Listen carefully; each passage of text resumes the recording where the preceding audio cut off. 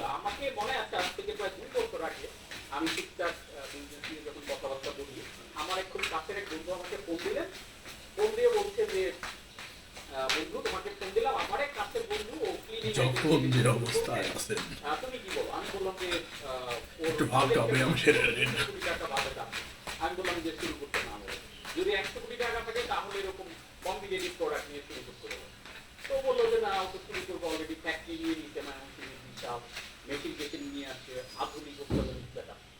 আমি বললাম তাহলে তো নেমেই গেছে, আর আমার পরামর্শ কি?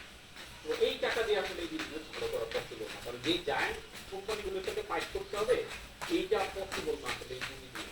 কারণ তার পুঁজির যে 2-3 কোটি টাকার বড় অংশ সে ফ্যাক্টরির পেছনে, কর্মী, তারপরে মেশিনারির পেছনে খরচ করে ফেলছে, বাট মার্কেটিং তার কোনো প্ল্যানই নেই।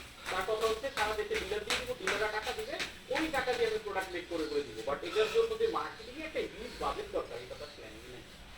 এবং আলটিমেটলি আমরা এই ভুলটাই বেশি করছি, আমরা more focus on product then marketing. তো এই দুইটা আমার মেজর কারণ মনে হয়েছে। আরো অন্যান্য ইস্যু, সিস্টেমের ঝামেলা, গভর্নমেন্ট ইস্যু, অনেক কিছুই হয়তো আমরা বলতে পারবো এবং আপনারা কতগুলো পয়েন্ট আউট করেছেন। এই দুইটা জায়গাতে আমি বলবো বিজনেস ফান্ডামেন্টাল কোর্সে আসছেন, প্রচন্ড মনোযোগ আমাদেরকে এই দুইটা জায়গাতে দিতে হবে। Lack of knowledge and skill, মানে স্কিলের ঘাটতি থাকলে আমরা বিজনেসে গ্রো করতে পারবো না। সিম্পল করে যদি চিন্তা করেন, ধরেন রুবিক্স কিউব, আমি রুবিক্স কিউব মেলাতে পারি না।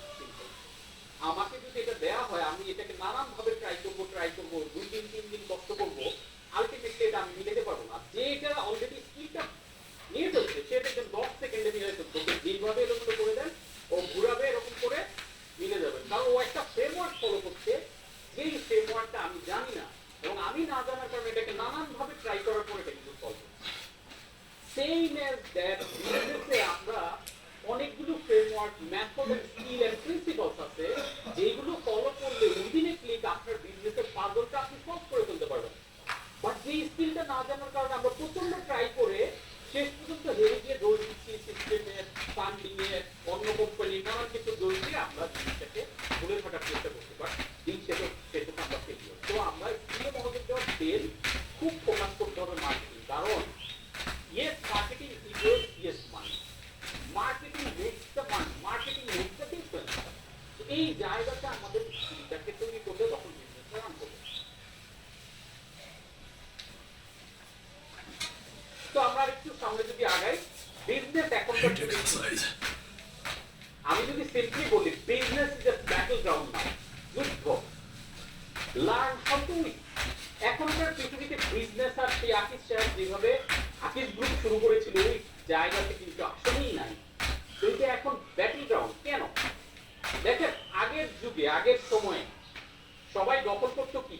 সবাই দখল করতো মাটি, শাসন করার চেষ্টা করছে, কলোনিয়ালিজমের বিস্তার ঘটেছে, ব্রিটিশরা আমাদেরকে শাসন করছে, ব্যবসার জন্য এখানে তারা চলে আসছে।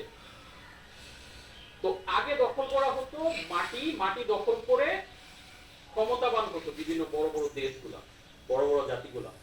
বাট এখনকার যুগে যেটা করা হয়, এখনকার যুগে মার্কেট দখল করা হয়, মানুষের মাইন্ড দখল করা হয়, এখন আর মাটি দখল করার দরকার নেই। আজকে আমেরিকা পৃথিবীর leading country because of market তাদের কন্ট্রোলে। যেহেতু মার্কেটটাকে প্রপারলি কন্ট্রোল করছে, দ্যাটস ওয়াই তারা পুরো পৃথিবীকে কন্ট্রোল করছে। আপনি যদি একটু চিন্তা করে দেখেন ডিজিটালি, এই যে আমার হাতে যে ডিভাইসটা এখন ইউজ করছে অ্যাপল, আমেরিকান ব্র্যান্ড, আমরা যে গুগলে সার্চ করছি আমেরিকান ব্র্যান্ড, আমরা ইউটিউবে ভিডিও দেখছি আমেরিকান ব্র্যান্ড, আমরা ফেসবুক, ইনস্টাগ্রাম, হোয়াটসঅ্যাপ চাপতেছি, ইউজ করছি আমেরিকান। আপনি চিন্তা করে দেখেন ওয়ার্ল্ডের টপ, আপনি যদি 10টা স্টার্টআপের নাম লিখেন দেখবেন যে ম্যাক্সিমাম আমেরিকান। ওয়ার্ল্ডের টপ স্টার্টআপ সিটিগুলো যদি আপনি চিন্তা করেন, সিলিকন ভ্যালি শহর, চিকাগো, সব 10টা তো পুরো পৃথিবীকে লিড করছে তারা। এখন কি তাকে আর সৈন্যগণ পাঠিয়ে দিয়ে কোনো দেশ দখল করার দরকার নাই, সে ফেসবুকে পাঠিয়ে দিচ্ছে। আমরা হাজার হাজার ডলার ফেসবুকে বিজ্ঞাপন দিচ্ছে। আমরা বাংলাদেশে এখন যত অনলাইন উদ্যোক্তা তারা বিক্রির জন্য বিজ্ঞাপন দিচ্ছে ফেসবুকে, এই টাকা কোথায় চলে যাচ্ছে? আমেরিকায় চলে যাচ্ছে। আপনি চিন্তা করে দেখেন বাংলাদেশে পিজা হাট, আমরা মজা করে গিয়ে পিজা খাচ্ছি, যখনই আমি পিজা খাচ্ছি, যখনই আমি KFC তে গিয়ে মুরগির চিকেন ফ্রাই কামড় দিচ্ছি, টাকা চলে যাচ্ছে কোথায়? আমেরিকায়। KFC এর বিপরীতে এখন পর্যন্ত বাংলাদেশে ABCD জেড পর্যন্ত ওই লেভেলে কিন্তু নাই। একটু খেয়াল করে দেখেন KFC এর মুরগি কিন্তু আমাদের দেশের ফার্মের মধ্যে কেএফসি এনভায়রনমেন্ট আমাদের দেশে বসে আছে, এখানে যে শেফ কাজ করতেছে, ছেলে পেলে কাজ করতেছে, সব আমাদের দেশের। কিন্তু ব্র্যান্ডটা যেহেতু কেএফসি, তারা ব্র্যান্ডটাকে পাঠিয়ে দিচ্ছে, এখন আর সৈন্য পাঠানো লাগে না, ওই ব্র্যান্ডটাই সৈন্য। এখনকার পৃথিবীতে এই জন্য বলা হয় business is a battle ground. এই বিজনেসের মাধ্যমে মূলত পুরো পৃথিবীকে এখন শাসন করে বড় দেশগুলো। এবং এখনকার যুগে বিজনেস আর এমন নাই যে আপনি মন চাইলে একটা ব্যবসা শুরু করে দিলেন, আপনি লং রানে ভালো করে ফেলবেন না, প্রচুর প্রতিযোগিতার সম্মুখীন আপনাকে হতে হচ্ছে। এজন্য বলা হয় সানজুর আর্ট অফ ওয়ার, যেটা আমি আমার বিজনেস গ্রুপের বইয়ে বলেছি, এই বইটাকে বলা হয় Bible of business strategy. Bible of, যেই বইটা আজ থেকে প্রায় 2500 বছর আগে লেখা হয়েছিল কিসের জন্য? যুদ্ধের বাস্তবতায়, কিভাবে মিলিটারিরা যুদ্ধ পরিচালনা করবে সেই জিনিস এখন বিজনেসম্যানরা পড়ছে, ওই স্ট্র্যাটেজি কাজে লাগানো হচ্ছে বিজনেসে। মজার ব্যাপার হচ্ছে এখানে আমি যে স্ট্র্যাটেজি ওয়ার্ডটা ইউজ করলাম, ইটসেলফ এটা কিন্তু একটা মিলিটারি টার্ম। মিলিটারি স্ট্র্যাটেজি ওয়ার্ডটা খ্রিস্টপূর্ব 300 শতাব্দীতে কয়েন করা হয়েছে, যেটা ছিল একটা military term, how to lead the military, এটার অর্থ ছিল স্ট্র্যাটেজি। এখন এটা চলে আসছে কি? Business strategy, sales strategy, marketing strategy. এবং মার্কেটিং এর উপরে সর্বকালের সেরা বই কোনো মার্কেটিং এক্সপার্ট লেখে নাই বলা হয়। লিখেছেন কে? Curl von ক্লাউসি। উনি ছিলেন একজন জার্মান জেনারেল। উনি যুদ্ধের বাস্তবতা নিয়ে লিখেছেন অন ওয়ার বই। ওই বই এখন মার্কেটিং এক্সপার্টরা পড়ছে, পড়ে তারা চিন্তা করছে কিভাবে আমি মার্কেট দখল করব। আপনি চিন্তা করে দেখেন যে এই যে ব্যাটল গ্রাউন্ড, এইটাকে যদি আমি যুদ্ধের মতো প্রস্তুতি নিয়ে এখন মাঠে না নামি, ওয়াশ আউট, আমি হয়তো কিছু টাকা পুঁজি নিয়ে নামছি, আমি ভাবছি হয়তো কোনো রকম আমি ভালো করবো। No, no way. আপনাকে যুদ্ধের মতো করে সরঞ্জাম নিয়ে প্রস্তুতি, স্কিলড হয়ে প্ল্যান নিয়ে, কমান্ডাররা যেভাবে, জেনারেলরা প্ল্যান করে, সেইভাবে এজ এ ফাউন্ডার হিসেবে আপনাকে প্ল্যান করতে হবে কিভাবে আমি মানুষের মাইন্ড দখল করব।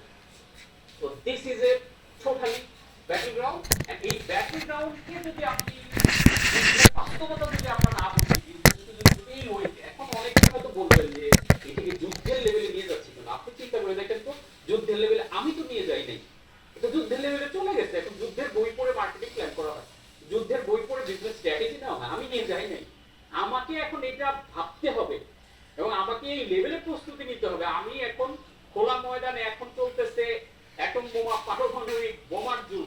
আমি তরবারি নিয়ে, ঘোড়া নিয়ে এরকম ড্রাইভ দিয়ে আসলাম যে যুদ্ধ করতে নামছি, আমি তো এক তুড়ি দূরে যাবো। দেখবেন এই জন্য ছোট ছোট উদ্যোগরা বড় বড় প্ল্যানিং এর কাছে মুহূর্তের মধ্যে ওয়াশ আউট হয়ে যাচ্ছে, কারণ প্রপার প্রিপারেশনটা তারা নিচ্ছে না।